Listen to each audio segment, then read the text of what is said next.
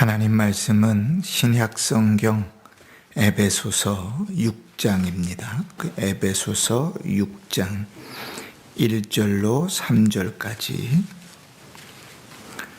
제가 봉독하겠습니다. 자녀들아, 주 안에서 너희 부모에게 순종하라. 이것이 옳으니라. 내 아버지와 어머니를 공경하라. 이것은 약속이 있는 첫 계명이니 이로써 내가 잘되고 땅에서 장수하리라. 아멘. 한 주간도 평안하셨지요? 네. 우리가 지난 주일은 어린이 주일, 그래서 자녀를 생각하는 주일로 지켰습니다.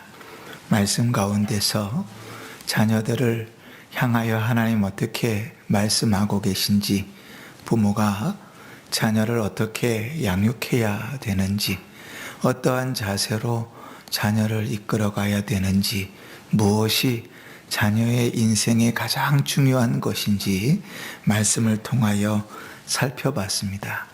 오늘은 어버이 주일, 5월 8일이 어버이 주일이죠. 그래서 부모를 생각하는 주일, 이렇게 생각하면서 우리 말씀을 나누고 은혜를 받았으면 좋겠습니다. 대부분이 다 부모이셔서 아이고, 오늘 말씀은 자식들이 들어야 되는 말씀이니 별로 들을 것은 없겠구나, 이렇게 생각하실지 모르겠으나 그렇지 않습니다. 성경은 늘 우리에게, 오늘 나에게 말씀하시고, 또 주님께서 말씀하실 때 그 말씀 속에는 언제나 내가 포함되어져 있기 때문에 주의 말씀 속에서 은혜를 받을 수 없다면 성경에서 그 말씀은 필요가 없겠지요. 근데 그렇게 성경을 하나 둘씩 찢어버리기 시작하면 아마도 우리에게 남는 하나님의 말씀은 없을 겁니다. 오늘 이 시간에 성령께서 우리의 귀를 여셔서 들려주시는 말씀들을 들으시고 주의 성령으로 은혜 받으시고 하나님께서 우리에게 먹이시는 영의 양식을 먹고 그 영의 양식으로 풍성해서 한 주간을 승리하여 사실 수 있기를 주의 이름으로 축원합니다. 아멘. 부모를 공경한다 하는 것은 세상 어떤 종교에나 다 있는 말입니다.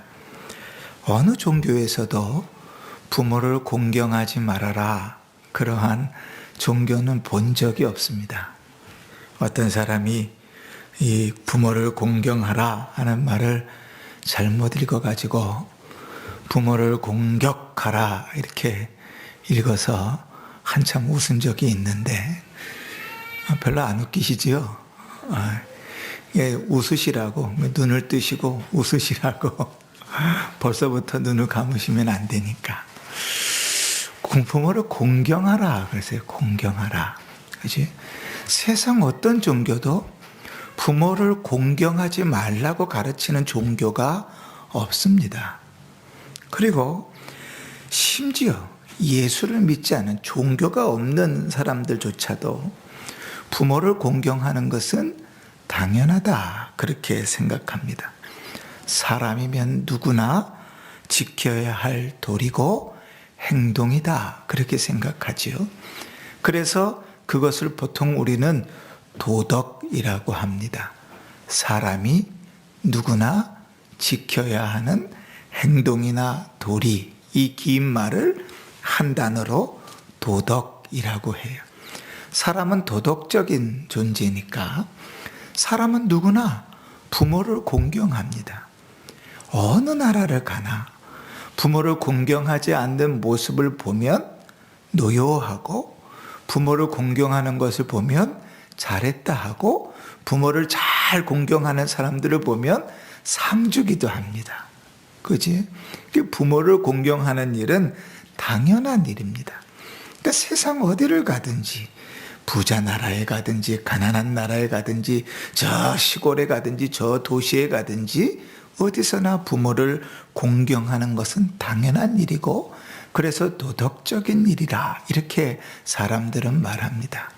세상이 점점 악해져서 부모는 필요 없는 존재, 쓸모없는 존재, 짐되는 존재가 되어져 버려서 자식이 부모를 죽이고 자식이 부모를 버리는 일들이 쉽게 우리의 귀에 들려오지만 그러나 그 옛날에 어쩔 수 없이 고려장을 할 그때에도 그것은 악함이 아니라 사랑이었다고요.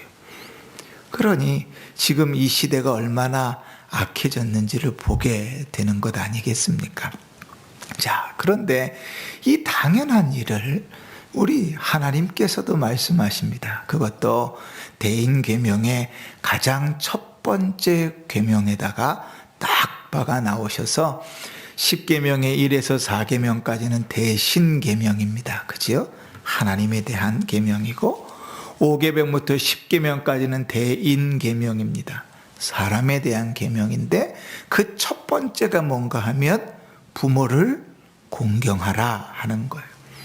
그런데 여러분, 많은 종교에서 다 부모를 공경하라 그러고요. 누구나 다 부모를 공경해야 되는지 압니다. 당연히 알고 있는데 우리가 성경을 좀 자세히 보면 하나님은 우리에게 그 당연한 것을 명령으로 주고 있다는 사실을 기억하셔야 됩니다. 자, 명령이라는 것은 뭐지요? 해도 되고 안 해도 되는 일입니까?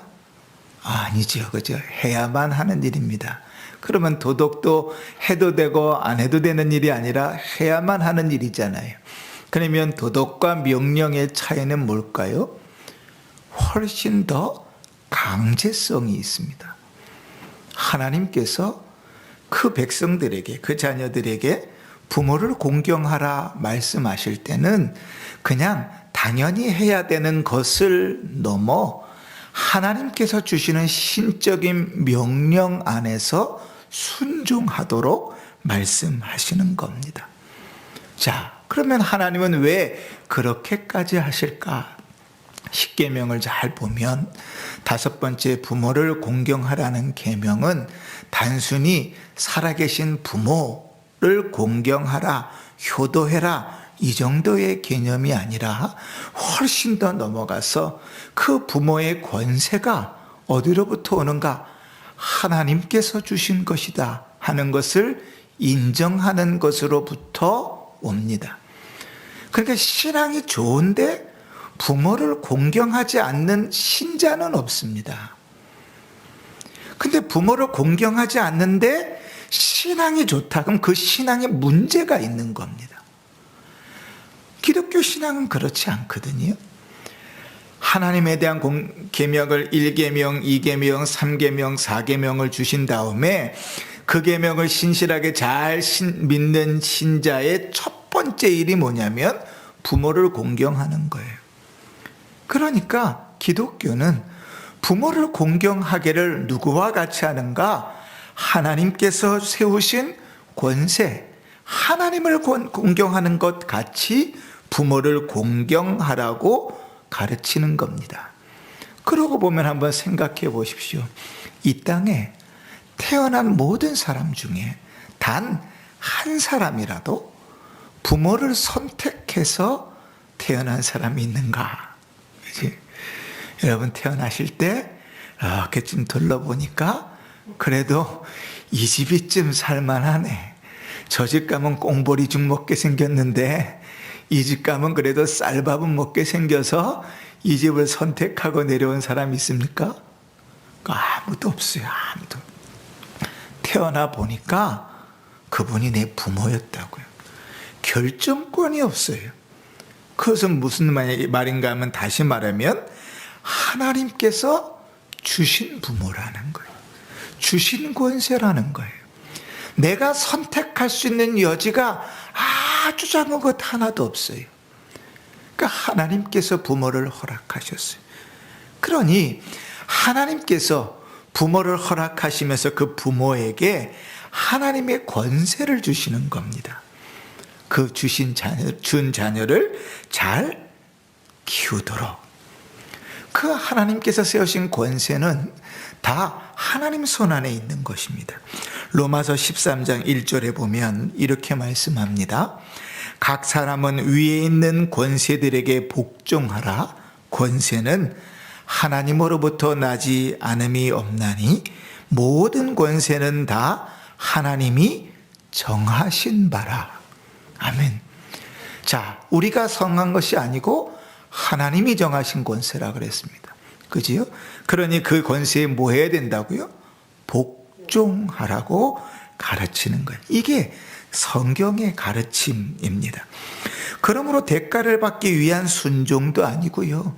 부모가 날 위해서 열심히 헌신했기 때문에 하는 순종도 아닙니다. 하나님께서 주신 권세 아래 할 수밖에 없는 순종입니다. 자, 이제 우리 부모 되시는 우리 어른들은 어깨에 계속 힘이 올라가지요. 이따가도 말씀드리겠지만 이 말이 얼마나 무서운 말인가 하는 것을 기억하셔야 됩니다. 얼마나 무서운 말인가. 하나님이 주신 권세를 가지고 그 권세를 제대로 쓰지 않았을 때 하나님이 그 책임을 얼마나 무섭게 물으실 것인가 하는 것도 생각해야 하는 것이거든요. 자, 그래서 하나님께서는 명령을 주시면서 그 명령이 얼마나 강력한지 거기에 복과 저주를 더하시면서 그 사람들로 하여금 부모를 공경하라고 하는 그 명령을 반드시 순종하게 만듭니다. 오늘 3절도 한번 보실까요? 3절도 보면 이러한 복이 수반됩니다. 이로써 내가 잘 되고 땅에서 장수하리라. 아멘. 이게 장수한다는 것이 좋은 것만은 아닌 것 같아요. 늘 우리는 오래 사는 것이 다 좋은 것 같은데 제가 아는 어떤 분은 오래 건강하게 잘 사시는데 그 사시는 동안에 자녀들을 다 먼저 앞서 보내고 남편도 앞서 보내고 홀로 사시는 거예요. 대화를 나눠보면 참 감사와 기쁨도 있으신데 그 인생 속에 가지고 있는 서러움과 아픔과 속상함이 참 많으시더라고요. 그러니까 오래 사는 것만이 복은 아니에요. 그러나 기본적으로 성경은 장수를 하나님이 주신 복으로 여깁니다. 왜냐하면 생명은 누구에게 있어요? 하나님께 있으니까. 살고 죽는 것이 하나님께 있습니다. 그러니까 하나님께서 복으로, 대표적인 복으로 뭐라고 말씀하시는가? 부모를 잘 공경해라. 상이 장수하는 것이다. 네가 범사에 잘 될 것이다. 이렇게 말씀하십니다. 복만 말씀하시는 게 아닙니다. 저주도 말씀하십니다. 제가 이제 찾아서 한번 읽어볼 테니까 한번 잘 들어보십시오. 출애굽기 21장 15절 17절에 이렇게 말씀합니다. 자기 아버지나 어머니를 치는 자는 반드시 죽일지라. 자기의 아버지나 어머니를 저주하는 자는 반드시 죽일지라. 자, 엄마 아빠를 치는 자, 그를 저주하는 자, 그를 남 살려둘 필요가 없다. 죽이라. 이렇게 말합니다. 잠언 20장 20절입니다. 자기의 아비나 어미를 저주하는 자는 그의 등불이 흑암 중에 꺼짐을 당하리라. 무서운 비유지요. 캄캄이 어두운데 그가 가지고 있는 등불이 사라져버려요. 그럼 뭐예요? 소망 없는 인생이 되는 거예요. 더 무서운 말이 여기 잠언 30장에 있습니다. 잠언 30장 17절에 아비를 조롱하며 어미 순종하기를 싫어하는 자의 눈은 골짜기의 까마귀에게 쪼이고 독수리 새끼에게 먹이리라. 이야, 이 참 하나님 잔인하시지요. 불효하는 자, 그를 어떻게 하나님 저주하십니까? 까마귀에게 그 눈이 파이고 독수리에게 그 눈이 파여 먹겨버린 것이다. 무서운 저주지요. 오히려 죽을 것이다 보다 더 무서울 것 같아요. 걸어가는데 독수리가 슉 내려와서 내 눈알을 팍 파와가지고 도망간다. 아이고야, 상상하기도 싫지요. 이렇게 하나님이 복과 저주를 말씀하시면서 명령하시는 겁니다. 강력하게 부모를 공경해야 한다, 그렇게 말하는 것이죠. 자, 부모를 공경해야 된다, 부모를 순종해야 된다. 그럴 때 이럴 수도 있습니다. 그까짓 거, 그 몇 년이나 사신다고 그거 뭐 들어주지, 까짓 것 얘기해 보세요. 내가 그 정도는 해줄 수 있어요. 그렇게 순종할 수 있잖아요. 그죠? 그죠? 요즘은 뭐 모시고 사는 집도 별로 거의 없잖아요. 모시고 살려고 들지도 않고. 그지? 그러니까 뭐 따로 가질 것 따로 사는데 돈 필요하세요? 돈 좀 붙여드리고, 뭐 좀 필요하세요? 해드릴게요. 뭐 그 정도는 해주죠. 뭐 내 까마귀 눈 피는 것보단 낫지. 그렇게 억지로 순종할 수도 있잖아요. 그런데 그런 종류의 순종을 말하는 것이 아닙니다. 그치? 1절을 한번 보십시다. 자녀들아, 주 안에서 너희 부모에게 순종하라. 이것이 옳으니라. 이것이 옳다. 하나님께서 이것이 옳다 그러시면서 뭐 하라고요? 순종하라고요. 아하, 2절을 보십시다. 내 아버지와 어머니를 공경하라. 이것은 약속이 있는 첫 계명이니. 자, 그럼 이 두 가지가 함께 하나로 어우러집니다. 하나의 명령은 어디 있어요? 부모를 공경하는 것이고, 삶 속에서 어떻게 그 공경이 드러나는 거예요? 순종함으로 드러나는 거예요. 그러니까 이 공경과 순종은 한 가지입니다. 그 마음으로 그 권세를 인정하고 존경하고 공경하고 삶으로 그 말을 순종해 살아가는 거예요. 좋겠지요.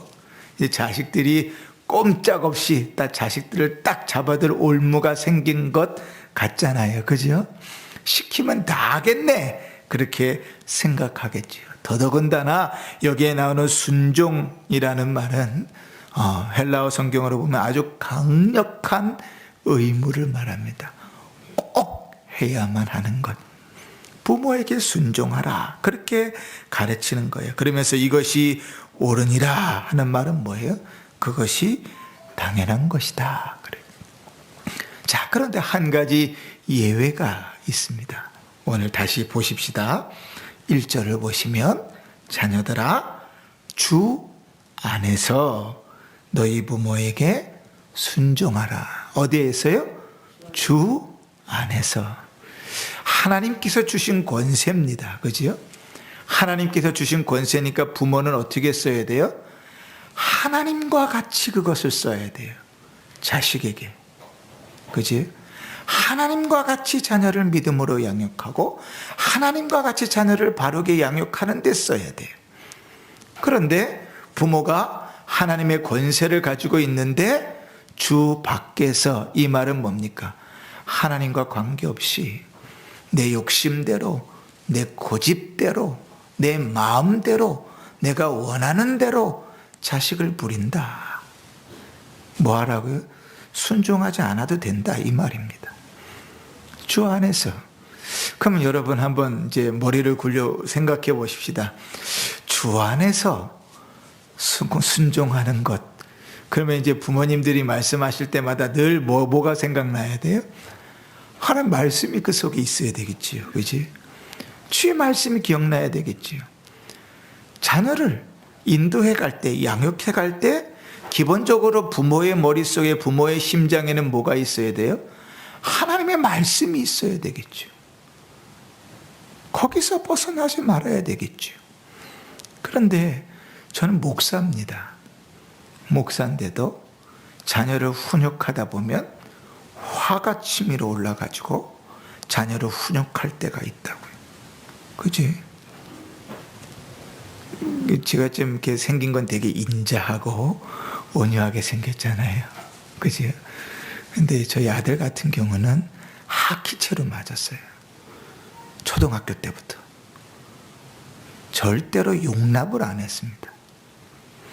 교회 목사의 자식이다 보니까 어떤 성도님들에게 뭐 가서 뭐 사주세요 소리하면 화장실 가서 죽어라 하고 맞았어요. 참 그냥 성도의 자식이었으면 덜 했을 텐데. 우리 이요한 목사님 아마 사모님 그렇게 키우셨을 것 같아요. 그죠? 왜요? 하나라도 벗어나면 안 되니까요. 단 하나라도. 그런데 돌아보면 그게 말씀으로 양육한 것인가, 주의 성경을 들고 양육한 것인가 생각해 보면 아닐 수 있구나 하는 생각들을 많이 합니다. 하나님이 주신 권세를 가지고 내 마음대로 써버린 거죠. 그지? 자, 성경 그렇게 말합니다. 주 안에서 순종하라. 그지? 주 안에서 이루어지는 모든 일에 대하여 공경함으로 순종하라고 말합니다. 자, 그럼 여기서부터 조금 더 구체적인 적용이 한 가지 들어갑니다. 자, 그러면 그래도 내 부모가 목사님 같으면 좀 나았겠지요. 우리 부모는요 그렇지가 않았어요. 성격이 얼마나 못났든지요, 우리 어머니는 얼마나 성격이 이상하든지요, 우리 아버지는 성격이 얼마나 이상하든지요. 그죠? 사람마다 성격이 다를 수 있잖아요. 그런데 성경이 이렇게 권세에 대해서 가르칩니다. 베드로전서 2장 18절에 잘 들어보십시오. 사환들아, 범사에 두려워함으로 주인들에게 순종하되 선하고 관용하는 자들에게만 아니라 또한 까다로운 자들에게도 그리하라. 아멘. 선한 자들에게 뿐만 아니라 누구에게도요? 까다로운 자들에게도 순종하라. 그렇게 말합니다. 근데 이 까다로운 자라는 말이 헬라어 성경에서 보면 그대로 직역하면 이런 뜻입니다. 마음이 뒤틀린 사람. 우리는 어떤 사람을 보고 베베 마음이 꼬였다고 뒤틀렸다 그럽니까? 분명히 마음을 다하면 얘기했는데 그것을 막 꼬아가지고 자기 마음대로 생각하고 이해하는 사람. 그치요? 그런 사람들이 참 마음이 뒤틀렸다고 얘기하잖아요. 결국은 마음이 뒤틀린 사람, 까다로운 사람은 어떤 사람이냐면 그 성품이 온전치 못한 사람입니다. 옛날 사람들은요, 성품이 온전치 못한 사람을 어른들은 배운 것 없는 사람 이렇게 표현했습니다. 배움이라는 것은 학교의 수준을 말하는 것이 아닙니다. 왜냐하면 기본적인 성품에 대한 배움은 집안에서 배워지거든요. 그 사람의 성품은 그 부모를 대변합니다. 그러니까 성품이 온전하지 못한 사람을 배우지 못한 사람이라고 말하는 거예요. 어디 가서 야, 너 부모가 누구야? 라고 이야기하는 건 다 그런 류의 말들 아니겠습니까? 그런데 오늘 하나님께서 성경에 뭐라고 말씀하시냐면 너희 부모가, 너희 상전이 배운 것 없는, 배우지 못한 사람같이 속이 베베 꼬여서 문제가 있는 성격이 모난 사람이라 할지라도 뭐하라고요? 순종하라고 말하는. 순종하라. 여러분, 우리가 창세기 9장을 읽다가 보면 노아가 술을 먹고 막 취해갖고 있는 장면이 나오잖아요. 노아가요, 하나님께서 기껏 노아의 가족을 8명을 구원해냈더니 포도를 심어가지고 술을 만들어서 술을 먹고 옷을 다 벗고 대낮에 자는데요, 참 이런 망측한 것이, 그지요? 제가 아마 하나님이었으면 아마 뺨을 한 대 때렸을지도 모르겠어요. 너를 내가 어떻게 구원해냈는데 그럴 수 있어. 그런데요, 그 아들 중에 한 아들, 그죠? 한 아들이 어떻게 했습니까? 그 모습을 보고 자기 형제들에게 가서 그 모습을 이야기했습니다. 우리가 로마서 9장 이야기할 때 나 들었잖아요. 그냥 말한 게 아니라 그 모습을 음담패설을 말하듯이 흉봤단 말이에요. 자, 누구에게 잘못이 있습니까? 아비가 잘못했죠. 아버지가 잘못했죠. 사실은 자식에게 보이지 말아야 되는 꼴을 보인 거지요. 부모가 돼가지고 자식에게 절대로 그런 모습 보여서는 안 됩니다. 저는 저희 아버지 생전에 한 번도 저희 아버지께서 흐트러지신 것을 본 적이 없습니다. 때로는 속이 너무 상하셔서 술을 드셨어도 자식 앞에서, 아들 앞에서 한 번도 흐트러진 모습을 보이신 적이 없습니다. 그런데 자식 앞에서 술이 취해가지고 옷을 다 벗고 누워있어요. 흉볼만 하죠. 자식들에게 욕먹을만 하잖아요. 그런데 이 노아가 한 모습을 보십시오. 창세기 9장입니다. 노아가 술이 깨어 그의 작은 아들이 자기에게 행한 일을 알고 이에 이르되 가나안은 저주를 받아 그의 형제들의 종들의 종이 되기를 원하노라. 자기 자식을 저주해 버립니다. 누구 잘못인데요? 자기가 잘못해놓고. 그지요? 근데 더 놀라운 사실은 하나님이 그 저주를 그대로 받으시죠. 사랑하는 성도 여러분, 사람은 누구나 실수합니다. 사람은 누구나 실수합니다. 부모도 실수합니다. 자식들을 잘 키울 수 있는 방법 한 가지 가르쳐 드릴까요? 자식에게 자신의 실수를 인정하십시오. 내가 잘못했다고 말하십시오. 자식들이 엄마 이것이 잘못됐잖아, 아빠 이것은 아니잖아 얘기하면 자존심 부리고 우기지 마시고 인정하십시오. 그러면 자식이 바로 큽니다. 부모도 실수할 수 있습니다. 그러나 하나님이 부모의 권위를 세우셨을 때 부모의 결점에 대해서도 인내할 줄 알아야 된다고 가르치시는 겁니다. 그러니 사랑하는 성도 여러분, 하나님께서 그 자녀들에게 순종하고 공경하고 그 길을 잘 따라가도록 명령하시는 것은 그러한 이유입니다. 잠언 23장 22절에 너를 낳은 아비에게 정종하고 내 늙은 어미를 경히 여기지 말라, 이렇게 가르치십니다. 사랑하는 성도 여러분, 부모를 생각하는 주일입니다. 자녀된 자로서 하나님께서 세우신 권위와 명령에 순종하여 부모를 공경할 줄 아는 자가 되어야 할 것입니다. 때로는 부모의 결점이 보일지라도 인내하며 공경할 수 있도록 자신을 다스리는 것도 필요합니다. 부모를 공경하는 일이 도리적이기 때문에 하는 일이 아니라 신앙적인 것이고 또 하나님께서 우리에게 주신 명령이라는 사실을 기억하시면서 부모를 공경하는 일들에 더욱 힘쓰시기를 바랍니다. 자, 그러나 여기 계신 대부분은 부모가 없으시지요. 그지요? 자, 이렇게 말씀을 끝내면 말씀을 적용하기가 참 어렵지요. 그런데 여러분, 부모가 계시지 않은 이미 부모된 자들이요, 이 시간 여러분께 이 말씀을 가지고 한 가지를 더 권면합니다. 하나님의 권위를 쥐고 있는 것이, 하나님의 권세를 쥐고 있는 것이 얼마나 무서운 것인지를 꼭 깨달으십시오. 그 권세를 가지고 자녀를 바로 가르치지 못하여 믿음으로 양육하지 못하고 그 권세를 가지고 자녀를 바로 가르치지 못하여 자녀가 삐뚤어져 나가고 있다면 우리는 그 책임을 하나님 앞에 가서 지어야 될 것입니다. 하나님 아버지께서 우리에게 권세를 주셨습니다. 하늘의 권세를 주셨습니다.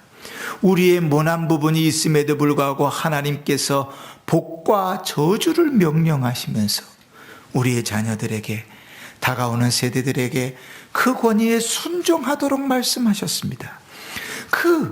어떻게 보면 무소불위의 권세를 가지고 자녀를 가르치고 키우고 양육하는 일에 있어서 때로는 지고, 때로는 내 이익에 따라서, 때로는 내가 힘들다고, 때로는 내가 연약하다고 자녀를 양육하는 일들을 주의 말씀을 따라 걸어가지 않았다면, 자녀를 양육하는 일들을 소홀히 해서 그 자녀들이 하나님을 떠나가고, 그 자녀들이 도리를 떠나가고, 그 자녀들이 세상에서 버림받는 자들이 되었다면, 그 책임은 하나님 앞에서 부모에게 물을 것이라는 사실도 기억하시기 바랍니다.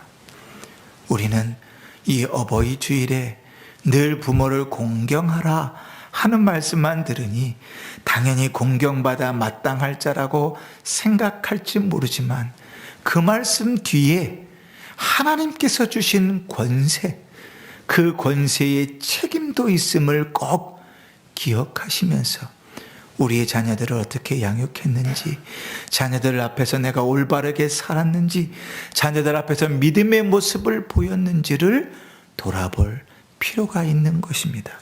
그러니 부모된 여러분, 하나님이 베푸신 권세인 줄을 알고 하나님이 맡겨주신 자녀들을 주의 말씀과 훈계로 잘 양육하시기를 바랍니다.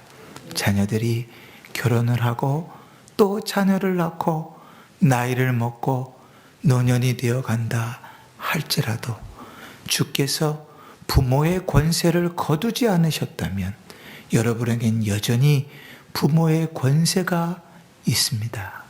그 권세를 가지고 믿음으로 자녀들을 잘 양육하셔서 믿음 안에서 화목하고 믿음 안에서 복된 가정으로 서시기를 주의 이름으로 축원합니다. 아멘.